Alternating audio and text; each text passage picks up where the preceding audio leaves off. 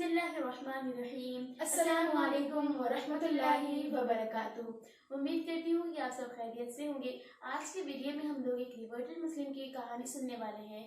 اللہ سبحانہ و تعالیٰ کا بہت بڑا کرم و احسان ہے کہ اس نے ہمیں مسلمان گھرانے میں پیدا کیا۔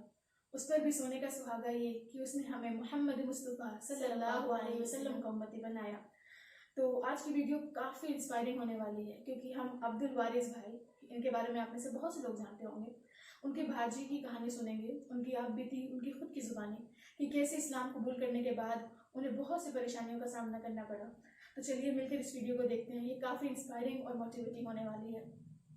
اور میں اپنی اس بیٹی کا، اس بچی کا غم سن کے رو رہا تھا وہاں پر، میں اسے کہتا ہوں اور ساری بچیوں کو کہتا ہوں، جس دن تیرے پردے کی عصمت کرنے کے لیے ایک غیور مرد بھی تجھے نہ ملے نا،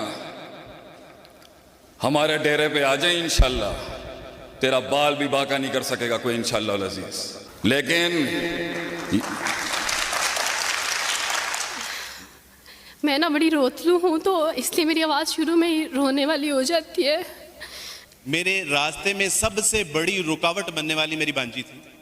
اچھا، ہاں جی، تو وہ اتنی رکاوٹ کہ میرے لیے بد دعائیں کیا کرتی تھی کہ یہ جس نے اسلام قبول کر لیا ہمارے ماموں جان نے اور ہمارے بچے بچیوں کو گمراہ کر رہے ہیں، تو لٹرلی اس کے میرے لیے دعائیں کیا کرتی تھی جولی اٹھا کے کہ اللہ سبحانہ تعالیٰ جی ان کو واپس عیسائیت میں لے آئے۔ یہ وہی تھی انہیں جنہوں نے خود بعد میں خود اسلام قبول کر لیا؟ اللہ سبحانہ تعالیٰ کی توفیق سے، الحمدللہ، کیونکہ انہوں نے جولیاں اٹھا کے شیخ صاحب میرے لیے بد دعائیں کی، میں نے جولیاں اٹھا کے ان کے لیے دعائیں کی، اور بالآخر میری دعا ان کی دعا پہ غالب آ گئی۔ آپ تمام احباب کے سامنے تشریف لا رہی ہیں بیٹی چاند احمد، اور 2 سے 3 منٹ میں یہ جو ہے وہ اپنی مختصر روادات آپ احباب کے سامنے پیش کریں گے۔ پورے انہماک کے ساتھ سماعت فرمائیے۔ السلام علیکم ورحمۃ اللہ وبرکاتہ۔ امید کرتی ہوں آپ سب بہن بھائی خیریت سے ہوں گے، اور اللہ تعالیٰ ہم سب کے روزے ہمارے اعمال کو قبول فرمائے۔ میں نا بڑی روتلو ہوں تو اس لیے میری آواز شروع میں ہی رونے والی ہو جاتی ہے۔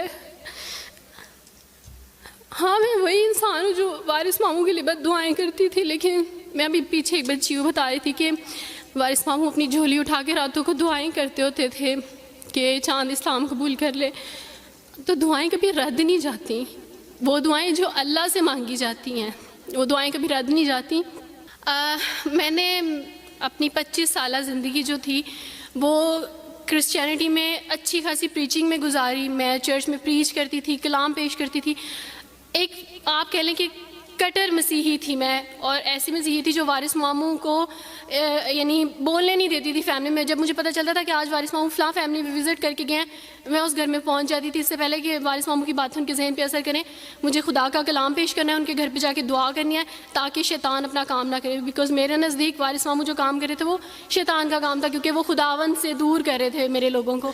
تو میں اس فیملی میں پہنچ جاتی تھی، اپنے لوگوں کو چاہتی تھی کہ وہ خداوند کے ساتھ جڑے رہیں، وہ کبھی خداوند کا انکار نہ کریں، وہ یسوع مسیح کا انکار نہ کریں۔ یہ سب میری یعنی میں آپ کہہ لیں کہ ایک اسٹرانگ ورک کرتی تھی۔ مجھے اس چیز کا ڈر رہتا تھا کہ وارث ماموں کی وجہ سے اب مزید لوگ اسلام قبول نہ کر لیں، لیکن کیا پتہ تھا کہ اللہ تعالیٰ مجھے ہی دائرہ اسلام میں لے آئیں گے اور میں ہی وہ شخص بنوں گی جو اسلام قبول کرے گی۔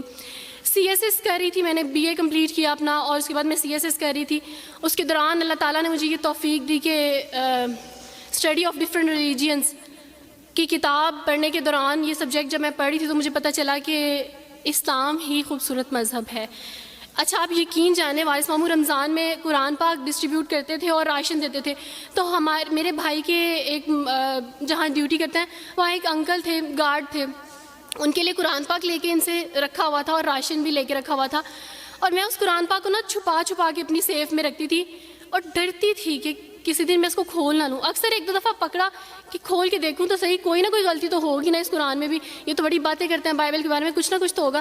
لیکن اب یقین جانے ایک ڈر تھا کہ جس دن میں نے اس قرآن کو پڑھا میں اس قرآن کو اپنا دل دے بیٹھوں گی، اور وہی ہوا کہ جب میں نے قرآن پڑھا تو میں اس پر ایمان لائے بغیر نہیں رہ سکی۔ ایک رات وارث ماموں کو کال کی اور ان سے کہا کہ 2 بجے کا لگ بھگ ٹائم تھا، اور ان سے کہا کہ وارث ماموں مجھے آپ سے ضروری بات کرنی ہے۔ تو انہوں نے کہا کہ کیا بات ہے بیٹی، کوئی زندگی موت کی بات ہے؟ تو میں نے کہا کہ ایسے ہی سمجھ لیں، میں رو رہی تھی۔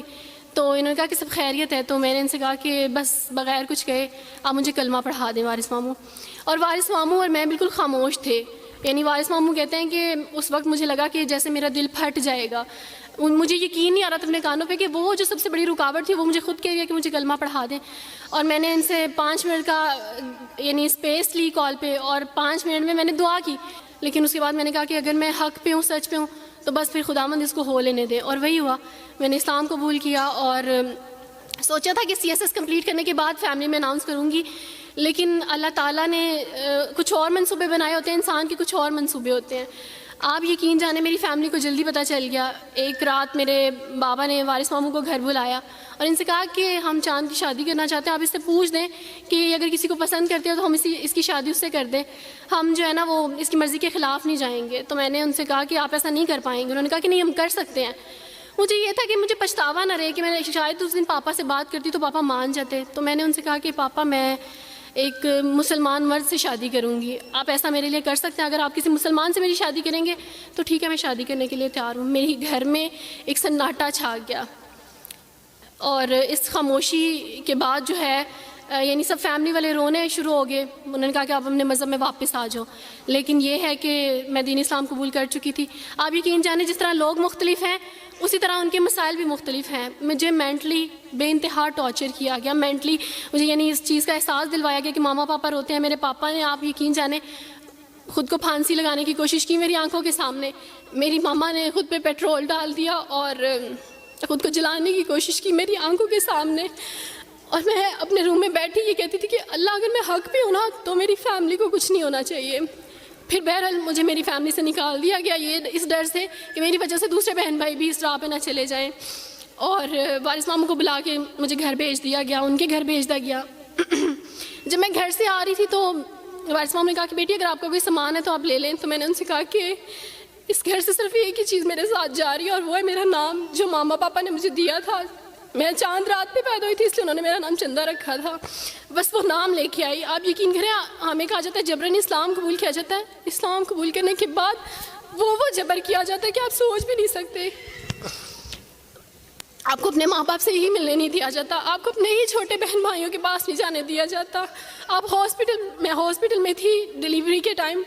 آپ یقین جانے میرے پاس کوئی بھی نہیں تھا جو مجھے بیڈ سے اٹھا کے بٹھا سکتا.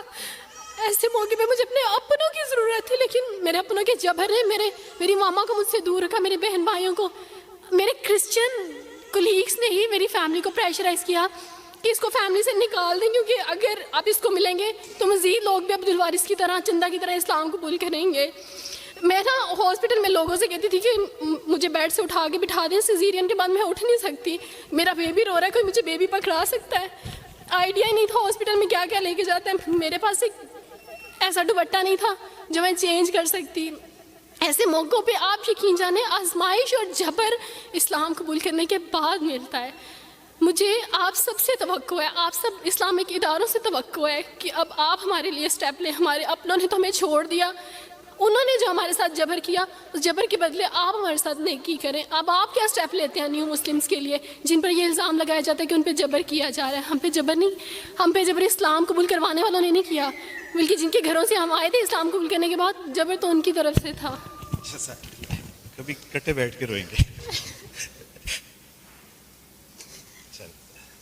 جب گھر میں بتایا تھا کہ اس نے اسلام قبول کر لیا تو ایک سناٹا چھا گیا, اور وہ ایسا سناٹا تھا کہ جس کی چیخیں آج تک سنائی دے رہی. ماں ملنے کے لیے تیار نہیں ہے, باپ ملنے کے لیے تیار نہیں ہے, بھائی ملنے کے لیے تیار نہیں ہے, خاندان نے بائیکاٹ کر دیا.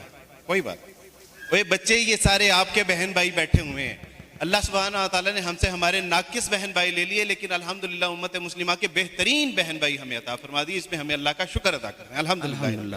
I have watched this video several times before, لیکن جتنی بار بھی دیکھتے ہیں it makes me emotional. ان کے کہے گئے ہر لفظ میں حکمت ہے, ایک پیغام ہے. But I would like to emphasize on 2 very important message. پہلا تو یہ کہ اللہ سبحانہ و تعالیٰ نے ہمیں مسلمان بنایا, اس بات پر ہم جتنا شکر ادا کریں کم ہے, جتنا شکر ادا کریں کم ہے. ایک بندہ ہے کہ بس پوری سلطنت ہے لیکن ایمان نہیں ہے تو کچھ بھی نہیں ہے, اور ایک ہے کہ جس کے پاس کچھ بھی نہیں ہے لیکن اللہ سبحانہ و تعالیٰ نے اسے ایمان کی دولت سے نوازا ہے, تو یقیناً وہی کامیاب ہے, وہی سکسیسفل ہے. اور دوسرا جو ایک خوبصورت پیغام انہوں نے دیا وہ یہ کہ جبر ہم پر تب نہیں کیا جاتا کہ جبراً ہمیں اسلام قبول کرایا جا رہا ہو، بلکہ جبر تو ہم پر تب ہوتا ہے جب ہم اسلام قبول کر لیتے ہیں۔ یہاں بس اپنی ویڈیو اینڈ کرتے ہیں، انشاءاللہ پھر اگلی ویڈیو میں آپ سے ملاقات ہوگی۔ ٹل دین السلام علیکم ورحمۃ اللہ وبرکاتہ۔ السلام علیکم ورحمۃ اللہ وبرکاتہ۔